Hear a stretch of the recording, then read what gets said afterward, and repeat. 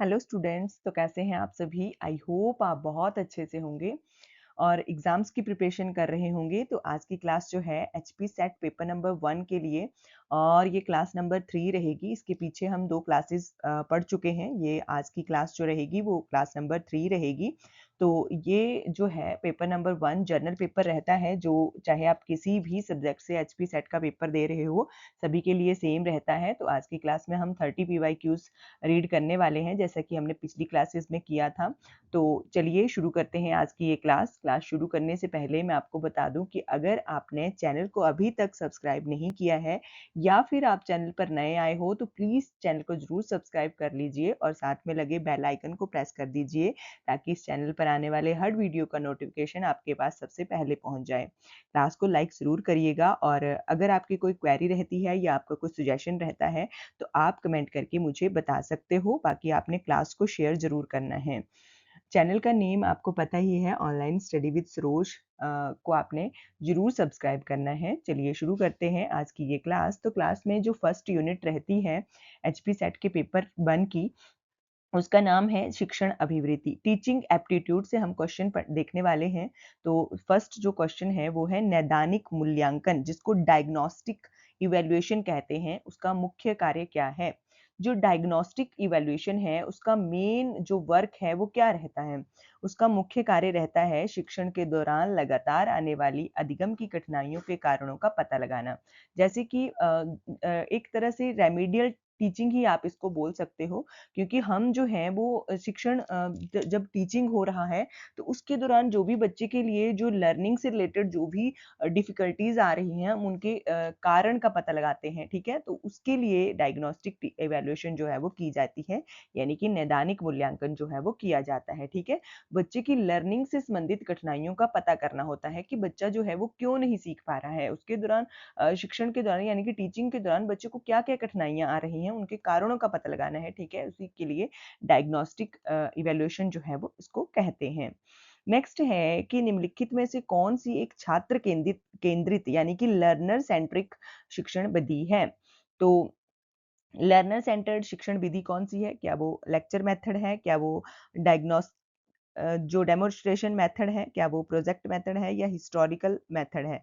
तो वो जो प्रोजेक्ट मेथड है, ये परियोजना विधि है, इसको लर्नर सेंटर्ड सेंट्रिक कहा जाएगा। क्यों कहा जाएगा, क्योंकि ये लर्निंग बाय डूइंग है। बच्चा जब प्रोजेक्ट के ऊपर खुद काम करेगा, एक प्रोजेक्ट है बच्चे को दिया गया, उसके ऊपर जब बच्चा खुद स्वयं उन चीजों को सीखेगा, लर्निंग बाय डूइंग करेगा, वो स्वयं करके सीखेगा, तो उसको एक लर्नर सेंट्रिक ही कहा जाएगा, छात्र केंद्रित ही कहा जाएगा। इसमें कोई टीचर जो है वो डेमोन्स्ट्रेशन नहीं दे रहे हैं, टीचर जो है वो लेक्चर नहीं दे रहे हैं, कोई हिस्टोरिकल मेथड नहीं है ये। तो ये एक परियोजना विधि है जिसमें बच्चा खुद करके सीखता है, तो इसको छात्र केंद्रित शिक्षण विधि जो है वो कहा जाता है। ठीक है, तो ये आप याद रखना है। अगर आप नोट्स बनाते हो तो वेरी वेल डन, क्योंकि मैं आपको हर क्लास में कहती हूँ कि नोट्स जरूर बनाइए। जब आप चीजों को लिखते हो मेरे ख्याल से तो वो चीजें आपके दिमाग में ज्यादा टाइम तक स्टोर रहती हैं। बाकी सबका अपना अपना तरीका होता है लर्न करने का, याद करने का। ठीक है, तो अगर आपको सुनकर याद होता है तो बहुत अच्छी बात है, लेकिन नोट्स मेरे ख्याल से फिर भी आप जरूर बनाइए, क्योंकि चीजों को जब आपने लिखा होगा तो आपके पास एक खुद का एक मटेरियल तैयार हो जाएगा एक रिवीजन करने के लिए। ठीक है, बाकी आप की मर्जी, आप अगर नोट्स नहीं बनाना चाहते हो तो प्लीज क्लास को जरूर देखिए। और सुनकर भी कई बच्चों को, बहुत सारे बच्चे ऐसे होते हैं जो कहते हैं कि मैम हमें सिर्फ एक बार सुनने से ही याद हो जाता है, तो वो भी बहुत अच्छी बात है। चलिए क्वेश्चन नंबर 3 देखते हैं। क्वेश्चन नंबर 3 है स्वयं प्रभा। स्वयं प्रभा क्या है, तो स्वयं प्रभा क्या है। स्वयं प्रभा जो है एक डीटीएच चैनलों का एक समूह है जो 24/7 आधार पर उच्च गुणवत्ता वाले शैक्षिक कार्यक्रमों का प्रसारण करता है। जो मतलब कि 24/7 का 24 × 7 का मतलब ये है कि दिन रात जब मर्जी आप जाकर देख लो, तो ये डीटीएच चैनलों का एक समूह है जिसमें आप जब चाहे मतलब 24 घंटों में जब चाहे उच्च गुणवत्ता के लिए शैक्षिक कार्यक्रम जो है वो उनका प्रसारण ये करता रहता है। मतलब आप उनको जाकर चेक कर सकते हो। ठीक है, तो ये एक स्वयं प्रभा है। ठीक है, तो ये आपने जरूर याद रखना है। बाकी पिछली क्लासेस में हमने जो था वो इन इसी प्रकार के क्वेश्चन देखे थे, तो ये आपने याद रखना है। स्वयं प्रभा क्या है, एक डीटीएच चैनलों का समूह है। ठीक है, नेक्स्ट क्वेश्चन आता है कि शिक्षण के स्मृति स्तर जो मेमोरी लेवल ऑफ टीचिंग है उसके मुख्य प्रस्तावक कौन थे, ठीक है। तो मेमोरी लेवल ऑफ टीचिंग जो था उसके मुख्य प्रस्तावक यानी कि संस्थापक कौन थे, तो वो थे हर्वर्ट, ठीक है। कौन थे? हर्वर्ट जो थे वो memory of level of teaching के प्रस्तावक थे, ठीक है। ये आपने याद रखना है। नेक्स्ट क्वेश्चन देखते हैं कि एक किशोर शिक्षार्थी एक एडोलसेंट लर्नर जो है उसकी प्रमुख संवेगात्मक विशेषता क्या होगी? मतलब कि एक किशोर बच्चा है, किशोर एक शिक्षार्थी है, लर्नर है, ठीक है? एडोलसेंट लर्नर जो है उसकी संवेगात्मक इमोशनल कैरेक्टरिस्टिक बतानी है, ठीक है? तो उसकी इमोशनल कैरेक्टरिस्टिक क्या रहेगी? संवेगात्मक विशेषता क्या रहेगी उसकी? उसकी संवेगात्मक विशेषता ये रहेगी कि वो पहले अपनी पहचान की खोज करेगा, सर्च फॉर आइडेंटिटी करेगा और सहपाठियों के समूह का बढ़ता प्रभाव भी देखेगा, ठीक है? तो ये इम्पोर्टेंट मतलब कि उसके ऊपर ये प्रेशर रहेगा कि वो अपनी पहचान की खोज करेगा, ठीक है? अपनी आइडेंटिटी की खोज करेगा, उसके बाद वो अपने सहपाठियों के समूह का बढ़ता प्रभाव भी झेलेगा, ठीक है? तो ये संवेगात्मक उसकी कैरेक्टरिस्टिक जो है वो रहेगी, ठीक है? नेक्स्ट हम सेकंड यूनिट से क्वेश्चन देखते हैं। सेकंड यूनिट का नेम है शोध अभिवृत्ति। क्या नाम है? रिसर्च एप्टीट्यूड, ठीक है? रिसर्च एप्टीट्यूड से हम क्वेश्चन आगे के देखेंगे। तो क्वेश्चन नंबर 6 हमारा आता है कि शोध के संदर्भ में विश्वसनीयता यानी कि रिलायबिलिटी जो है उसके क्या तात्पर्य है?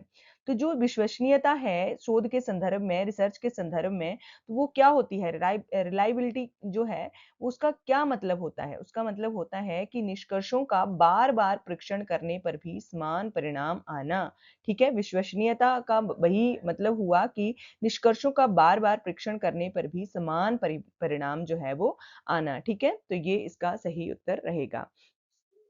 नेक्स्ट क्वेश्चन देखते हैं हम कि निम्नलिखित में से कौन-सी एक संभाव्यता प्रतिचयन विधि है, ठीक है? जो संभाव्यता प्रतिचयन विधि है यानी कि प्रोबेबिलिटी सैंपलिंग जो है उसकी विधि क्या है? तो उसकी विधि क्या रहेगी? उसकी विधि रहेगी सरल यादृच्छिक नमूनाकरण जिसको सिंपल रैंडम सैंपलिंग कहा जाएगा, ठीक है? सिंपल रैंडम सैंपलिंग कहा जाएगा, ठीक है? तो ये इसका सही उत्तर रहेगा। संभाव्यता प्रतिचयन आपने याद रखना है। नेक्स्ट क्वेश्चन देखते हैं कि अनुसंधान में यानी कि रिसर्च में टाइप 1 एरर जो रहता है, टाइप 1 त्रुटि जो रहती है ये कब होती है? टाइप 1 एरर जो होता है वो तब होता है जब शून्य परिकल्पना यानी कि नल हाइपोथेसिस जो है वो सत्य होती है फिर भी उसे अस्वीकार जो है वो कर दिया जाता है, ठीक है। तो ये क्वेश्चन भी आपने याद रखना है कि टाइप 1 एरर तब होता है जब जो नल हाइपोथेसिस ठीक होती है लेकिन उसे अस्वीकार जो है वो कर दिया जाए। नेक्स्ट क्वेश्चन देखते हैं नृभ विज्ञान अनुसंधान, ठीक है। नृवंश विज्ञान अनुसंधान का प्राथमिक उद्देश्य क्या है? तो इसका प्राथमिक उद्देश्य क्या है? इसका प्राथमिक उद्देश्य है किसी विशिष्ट संस्कृति या मानव समूह के व्यवहार और जीवन शैली का प्रत्यक्ष अवलोकन गहराई से अध्ययन करना, ठीक है? किसी भी विशिष्ट संस्कृति का जो भी नई संस्कृति है कोई भी एक पर्टिकुलर एक संस्कृति उठाकर कल्चर उठाकर देखना है, उसमें मानव समूह के व्यवहार का अध्ययन करना है, उनकी जीवन शैली का अध्ययन करना है और प्रत्यक्ष अवलोकन से गहराई के साथ उसका अध्ययन करना ही क्या कहलाता है? नृवंश विज्ञान अनुसंधान, ठीक है? इसको ये कहा जाता है, ठीक है? नेक्स्ट क्वेश्चन है कि सामाजिक विज्ञान और व्यवहारिक विज्ञान के शोध में संदर्भ जो है उसके लिए सबसे अधिक उपयोग की जाने वाली एपीए शैली पूर्ण रूप क्या है? यानी कि एपीए सीधा क्वेश्चन ये है कि एपीए शैली का पूर्ण रूप क्या है? तो एपीए शैली का पूर्ण रूप है American uh, psychological association American psychological association APA का फुल फॉर्म रहेगा, ठीक है। तो एपीए का फुल फॉर्म रहेगा अमेरिकन साइकोलॉजिकल एसोसिएशन, ठीक है। तो ये इसका सही उत्तर रहेगा। नेक्स्ट देखते हैं हमारी यूनिट नंबर 3 आ जाती है कम्युनिकेशन, ठीक है। तो कम्युनिकेशन से हम क्वेश्चन अगले देखेंगे। तो कम्युनिकेशन का फर्स्ट क्वेश्चन जो रहेगा वो है कि जब कोई व्यक्ति स्वयं से ही विचार विमर्श या बात करता है मतलब वो खुद से ही बात कर रहा है तो इस प्रकार के संप्रेषण को क्या कहा जाता है? जब एक व्यक्ति जो है वो अपने आप से ही बात कर रहा है और अपने आप से ही विचार विमर्श कर रहा है, तो उसको क्या कहा जाएगा? उसको कहा जाएगा अंतःवैयक्तिक संप्रेषण इन इंट्रापर्सनल कम्युनिकेशन, ठीक है। इंट्रापर्सनल जब मतलब वो अंदर ही अंदर स्वयं से ही बात कर रहा है, मन ही मन में, खुद से ही जब बात कर रहा है तो उसको इंट्रापर्सनल कम्युनिकेशन जो है वो कहा जाएगा, ठीक है। नेक्स्ट क्वेश्चन है कि संप्रेषण में आने वाली शब्दार्थ संबंधी बाधा, ठीक है। शब्दार्थ संबंधी जो बाधा है, सेमेंटिक जो बैरियर है, उसका मुख्य कारण क्या है? तो उसका मुख्य कारण ये है कि अस्पष्ट शब्दों, कठिन तकनीकी शब्दावली या दोहरे अर्थ वाले शब्दों का उपयोग करना, ठीक है। तो शब्दार्थ संबंधी बाधा ये कहलाएगी, ठीक है। नेक्स्ट क्वेश्चन देखते हैं कि अशाब्दिक संप्रेषण जो रहता है, नॉन वर्बल कम्युनिकेशन जो रहती है, उसके अंतर्गत आने वाले जो प्रैक्सिमिक्स हैं, प्रॉक्सिमिक्स में किसका अध्ययन किया जाता है? तो उसके प्रॉक्सिमिक्स में अध्ययन किया जाता है संप्रेषण के दौरान शारीरिक दूरी या स्थान के उपयोग का, ठीक है। तो नॉन वर्बल कम्युनिकेशन में इसका अध्ययन किया जाता है कि जो भी शारीरिक दूरी है, ठीक है, कितनी ज़्यादा दो व्यक्ति कम्युनिकेशन कर रहे हैं, उनकी शारीरिक दूरी कितनी है और स्थान का उपयोग जो है वो उसका अध्ययन जो है वो किया जाता है, ठीक है। नेक्स्ट है उच्च संदर्भ संस्कृति, जो हाई कॉन्टेक्स्ट कल्चर है, उसके उसमें आने वाले संप्रेषण की मुख्य विशेषता क्या होती है? तो उसके आने वाले जो संप्रेषण रहता है, यानी कि कम्युनिकेशन रहती है, उसमें उसकी विशेषता क्या है? उसकी विशेषता है कि संदेश अशाब्दिक संकेतों, पृष्ठभूमि और साझा सामाजिक संबंधों पर अधिक निर्भर करता है, ठीक है। तो ये इसका सही उत्तर रहेगा। नेक्स्ट हम देखते हैं कि कक्षा में पढ़ाते समय जब एक शिक्षक किसी छात्र को प्रोत्साहित करने के लिए अपना सिर हिलाता है, तो यह अशाब्दिक संकेत संप्रेषण के किस कार्य को दर्शाता है? मतलब कि एक स्टूडेंट है, वो बहुत अच्छा काम कर रहा है, तो एक जो शिक्षक है वो सिर हिलाकर उसको प्रोत्साहित कर रहा है, ठीक है, उसको एनकरेज कर रहा है, तो उसके जो ये अशाब्दिक संकेत है, ये किस प्रकार के कार्य को दर्शाता है? तो ये जो है ये दर्शाता है सुदृढ़ीकरण, ठीक, यानी कि पुष्टि को, रीइंफोर्समेंट को, ठीक है। रीइंफोर्समेंट को ये शिक्षक के मतलब जो बच्चे को रीइंफोर्समेंट दी जा रही है शिक्षक के द्वारा, ठीक है। तो ये एक प्रकार का अशाब्दिक संकेत है, ठीक है। तो ये हमारा यहाँ पर हमारी तीसरी यूनिट खत्म हो जाती है, जिसको कम्युनिकेशन, ठीक है। उसके बाद आती है चौथी यूनिट, गणितीय और तार्किक तर्क, ठीक है। मैथमेटिकल एंड लॉजिकल रीजनिंग से अगले हम क्वेश्चंस देखेंगे। तो नेक्स्ट क्वेश्चन हम देखते हैं, तो ये श्रृंखला दी गई है 3, 7, 15, 31, 63, ठीक है। तो इसको हमने पूरा करना है। इसके आगे क्या आएगा, तो आप एक कॉपी पेन लेकर इसको सॉल्व कर सकते हो। इसका उत्तर जो रहेगा 127 रहेगा, ठीक है। 127 जो है इसका उत्तर सही जो है वो रहेगा, ठीक है। नेक्स्ट क्वेश्चन देखते हैं, लॉजिकल रीजनिंग का ये क्वेश्चन है कि यदि एक विशिष्ट कूट भाषा में माइंड को NJOE लिखा जाता है, तो उसी कूट भाषा में गेम को कैसे लिखा जाएगा? इस क्वेश्चन को करने का बहुत ही सॉल्व तरीका और आसान तरीका ये रहता है क्वेश्चन को सॉल्व करने का कि अगर आप याद नहीं रख पाते हो तो एक पेपर लीजिए और ब्लैंक पेपर, एग्जाम में भी आप जल्दी जल्दी इस क्वेश्चन को सॉल्व कर सकते हो बहुत अच्छे से। और ये बहुत, मतलब मुझे तो ये ऐसा लगता है कि ये बहुत अच्छा क्वेश्चन रहता है, ठीक है, जिसको हम नंबर जो हैं वो हमें मिल जाते हैं, ठीक है। कैसे? आपने ABCD लिखना, मतलब जेड तक लिख लेना है, A टू जेड लिख लेना है और उसको नंबर्स डाल देने हैं साथ-साथ में 26 तक, और फिर देखना है M कितने नंबर पर है, I कितने नंबर पर है, N कितने नंबर पर है और D उसको बदला किससे जा रहा है, ठीक है। तो फिर उसी तरह से गेम को भी आपने बदल लेना है। तो गेम का जो सही उत्तर बनेगा वो बनेगा ऑप्शन नंबर बी, HVNF, ठीक है, HVNF। अगर माइंड को ये लिखा गया है, यानी कि एम का अगला अक्षर लिया है एन, ठीक है। उसके उसी उसी प्रकार आई का जे लिया है अगला अक्षर, एन का भी ओ अगला अक्षर है, डी का भी अगला अक्षर है। उसी तरह से जी का अगला अक्षर होगा एच, ठीक है। ए का अगला अक्षर होगा वी, उसी तरह से एम का अगला अक्षर होगा एन और उसी तरह से ई का अगला अक्षर होगा एफ। बहुत आसान से क्वेश्चन रहते हैं ये, इसी तरह से सॉल्व किए जाते हैं और मुझे तो लगता है बहुत आसान से क्वेश्चन रहते हैं। आप इसको एक पेपर पे सॉल्व, अगर आपको फिर भी समझ में नहीं गया तो आप एक पेपर लीजिए और उसके ऊपर वीडियो को रोक के उसके ऊपर सॉल्व करके देख लीजिए, ठीक है। नेक्स्ट क्वेश्चन रहेगा कि एक कक्षा में 5 छात्रों का औसत वजन जो है वो 40 केजी है और यदि एक नए छात्र का वजन भी शामिल कर लिया जाए तो औसत वजन जो है वो 41 हो जाता है। तो नए छात्र का वजन कितना है, ठीक है। तो नए छात्र का वजन जो है वो कितना हुआ, उसका वजन हुआ ऑप्शन नंबर सी 46 केजी, ठीक है। कितना हुआ? 46 केजी, ठीक है। नेक्स्ट क्वेश्चन देखते हैं कि भारतीय तर्कशास्त्र इंडियन लॉजिक में प्रयुक्त शब्द हेत्वावास, ठीक है। हेत्वावास का क्या अर्थ होता है? तो हेत्वाभास का अर्थ होता है तर्क में होने वाला दोष या भ्रम, ठीक है। तर्क में जो भी दोष या भ्रम पाया जाता है, ठीक है, उसको कहते हैं हेत्वावास, ठीक है। नेक्स्ट क्वेश्चन है कि न्याय दर्शन जो है, न्याय फिलॉसफी जो है, उसके अनुसार अनुमान, ठीक है, अनुमान जो है के कुल कितने चरण या अवयव होते हैं, ठीक है, कितने होते हैं? तो ये रहते हैं ऑप्शन नंबर सी 5 अवयव रहते हैं, ठीक है। न्याय दर्शन में अनुमान के 5 जो अवयव रहते हैं, ठीक है, कितने अवयव रहते हैं? 5 अवयव रहते हैं। नेक्स्ट अगली यूनिट आती है हमारी 5th यूनिट, सूचना और संचार प्रौद्योगिकी, आईसीटी, ठीक है। तो इससे रिलेटेड 21 क्वेश्चन हमारा चल पड़ता है यहाँ से। कंप्यूटर और इंटरनेट के संदर्भ में आईपी एड्रेस क्या है?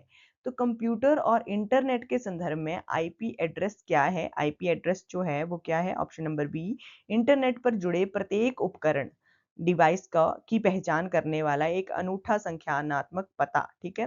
आईपी एड्रेस जो है वो इंटरनेट पर जितने भी डिवाइसेस जुड़े हैं उनकी पता करने के लिए एक अनूठा संख्यात्मक एक पता है, ठीक है, जिसको आईपी एड्रेस कहा जाता है, ठीक है। यूनिक न्यूमेरिकल एड्रेस, ठीक है, इसको कहा जाता है आईपी एड्रेस को। नेक्स्ट है कि इंटरनेट सुरक्षा के संदर्भ में फिशिंग क्या है? ये बहुत इंपॉर्टेंट क्वेश्चन है और बहुत बार पूछा गया है ये क्वेश्चन। फिशिंग क्या है? तो फिशिंग जो है एक धोखाधड़ी वाली तकनीक जिसमें संवेदनशील जानकारी जैसे कि पासवर्ड, क्रेडिट कार्ड विवरण, ठीक है, के लिए खुद को विश्वसनीय इकाई के रूप में प्रस्तुत किया जाता है, ठीक है। मतलब कि ऐसे ही आपका डाटा चोरी करने के लिए या आपका पासवर्ड चोरी करने के लिए एक तरह से जाल बिछाया जाता है, जैसे कि मछली को पकड़ने के लिए जाल बिछाया जाता है, तो ये धोखाधड़ी वाली तकनीक है। एक फिशिंग जो है एक जिसको हम एक क्या कह सकते हैं, धोखाधड़ी वाली तकनीक ही कह सकते हैं। संवेदनशील जानकारी जैसे कि जो भी हमारे क्रेडिट कार्ड के पासवर्ड हैं, हमारे जितने भी डेबिट्स कार्ड के या क्रेडिट कार्ड के जितने भी हमारे पासवर्ड हैं, उनको चुराने के लिए खुद को एक विश्वसनीय इकाई के रूप में प्रस्तुत करना ही फिशिंग जो है वो कहलाता है, ठीक है। तो ये नेक्स्ट क्वेश्चन देखते हैं कि कंप्यूटर मेमोरी में की इकाइयों में सबसे छोटी से सबसे बड़ी की सही क्रम में व्यवस्थित कीजिए। हाँ, इस तरह के क्वेश्चन जरूर पूछे जाते हैं एग्जाम में बहुत बार, और जरूरी नहीं है कि कंप्यूटर की मेमोरीज को ही पूछा गया है, आपसे किसी भी क्वेश्चन को लेकर ऐसे पूछा जा सकता है, ठीक है। छोटी से बड़ी या बड़ी से छोटी की तरफ आपको सही क्रम व्यवस्थित करने के लिए कहा जा सकता है।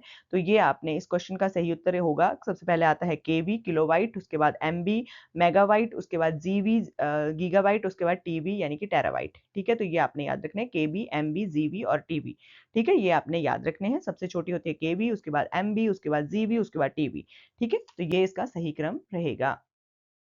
आगे है निम्नलिखित विकल्पों में से कौन सा एक वेब ब्राउज़र है? तो वेब ब्राउज़र बताना है। जो हमने लास्ट क्लास पढ़ी थी उसमें सर्च इंजन बताना था, आज की क्लास में वेब ब्राउज़र बताना है। तो वेब ब्राउज़र गूगल नहीं है, गूगल एक सर्च इंजन है, याहू एक सर्च इंजन है, विंग भी एक सर्च इंजन है, लेकिन मोज़िला फायरफॉक्स जो है एक वेब ब्राउज़र है, ठीक है। मोज़िला फायरफॉक्स जो है एक वेब ब्राउज़र है, ये आपने याद रखना है। नेक्स्ट क्वेश्चन देखते हैं। नेक्स्ट इकाई हमारी यूनिट चल पड़ती है लोक विकास और पर्यावरण, पीपल डेवलपमेंट एंड एनवायरनमेंट, ठीक है। यहाँ से हम इस यूनिट से क्वेश्चन पढ़ेंगे। तो निम्नलिखित में से कौन सी गैस जो है प्राथमिक रूप से ग्रीन हाउस गैस नहीं है?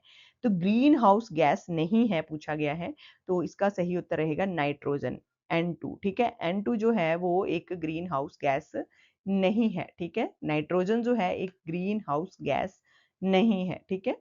बाकी नेक्स्ट क्वेश्चन देखते हैं कि जलवायु परिवर्तन पर ऐतिहासिक पेरिस समझौता जो है ये किस वर्ष अपनाया गया था? तो पेरिस समझौता जो है ये सबसे नया है, ठीक है। तो ये 2015 में अपनाया गया था, ठीक है।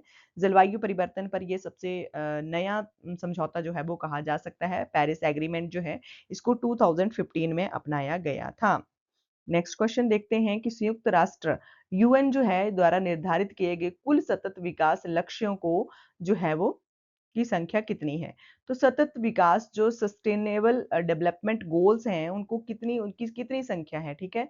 तो इनकी संख्या जो निर्धारित की गई है, यानी कि उतनी संख्या कितनी की गई है निर्धारित, तो वो है 17, ठीक है। 17 यूएन यानी कि संयुक्त राष्ट्र के द्वारा निर्धारित किए गए कुल सतत विकास के लक्ष्यों की संख्या है, ठीक है, 17।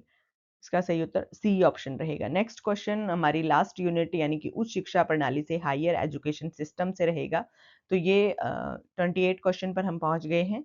ठीक है, तो क्वेश्चन है कि राष्ट्रीय शिक्षा नीति 2020 एनईपी 2020 जो है उसके द्वारा स्कूली शिक्षा के लिए सुझाया गया नया पाठ्य चर्चा ढांचा जो करिकुलम स्ट्रक्चर है वो कौन सा है। तो ये हम पिछली 2 क्लासेस में भी क्वेश्चन पढ़ चुके हैं, लेकिन इस क्लास में कुछ नए तरीके से क्वेश्चन जो है ये पूछा गया है। तो कौन सा स्ट्रक्चर रहेगा ये आपको पता ही है। ऑप्शन नंबर बी देख लीजिए। हम इसी तरह से क्वेश्चन में एस्पिरेंट्स जो है वो कंफ्यूज हो जाते हैं। कई बार इसको करना होता है टिक, लेकिन इसी को करके आ जाते हैं, कंफ्यूजन थोड़ा सा क्रिएट हो जाता है। तो आपने याद रखना है 533 प्लस 4। ठीक है, 533 प्लस 4 जो है वो इसका सही क्रम रहेगा, करिकुलम स्ट्रक्चर जो है वो रहेगा। ठीक है, 5 आएगा प्लस 3 प्लस 3 प्लस 4। ठीक है, नेक्स्ट क्वेश्चन देखते हैं। आज की क्लास का सेकंड लास्ट क्वेश्चन है ये कि भारत सरकार के शिक्षा मंत्रालय द्वारा उच्च शिक्षण संस्थानों को रैंक देने के लिए एनआईआरएफ की शुरुआत किस वर्ष की गई थी। लास्ट क्लास में हमने इसका फुल फॉर्म देखा था एनआईआरएफ का,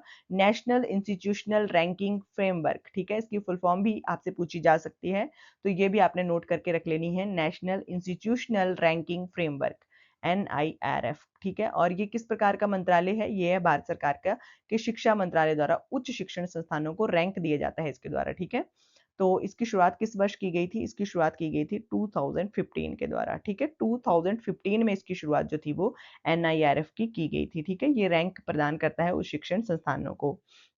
नेक्स्ट और आज की क्लास का लास्ट क्वेश्चन कि राष्ट्रीय शिक्षा नीति एनईपी 2020 जो है उसके अनुसार भारत में उच्च शिक्षा में 50% सकल नामांकन अनुपात, ग्रोस एनरोलमेंट रेशियो जो है, जीईआर जो है वो प्राप्त करने का लक्ष्य क्या निर्धारित किया गया है। तो ये जो ग्रोस एनरोलमेंट रेशियो जो प्रदान प्राप्त करने का लक्ष्य जो निर्धारित किया गया है 50%, ये क्या कौन सा ईयर निर्धारित किया गया है कि कौन से ईयर तक हमने इतनी 50% ग्रॉस एनरोलमेंट रेशियो प्राप्त करनी है, वो किया गया है 2035। 2035 तक आते आते हमें जो ग्रोस एनरोलमेंट रेशियो है उसको 50% तक पहुंचाना है। ये एनईपी 2020 का एक निर्धारित लक्ष्य है। ठीक है, तो आज की क्लास का ये लास्ट क्वेश्चन था। ठीक है, आई होप कि आपको क्लास अच्छी लगी होगी। आप क्लास को लाइक ज़रूर करेंगे, चैनल को ज़रूर शेयर कर देंगे अपने फ्रेंड्स के साथ, और सब्सक्राइब भी ज़रूर कर लेंगे चैनल को। और अगर आपने अभी तक चैनल को सब्सक्राइब नहीं किया है तो आप ज़रूर कर लेंगे, और मुझे कमेंट करके ज़रूर बताएंगे कि आपको क्लास कैसी लगी। आई होप आपको क्लास बहुत अच्छी लगी होगी, क्योंकि बहुत इंपॉर्टेंट क्वेश्चन थे आज की क्लास में और इंपॉर्टेंट पीवाईक्यूज थे। तो आज की क्लास के लिए बस इतना ही। Thank you for watching. मिलते हैं नेक्स्ट क्लास में।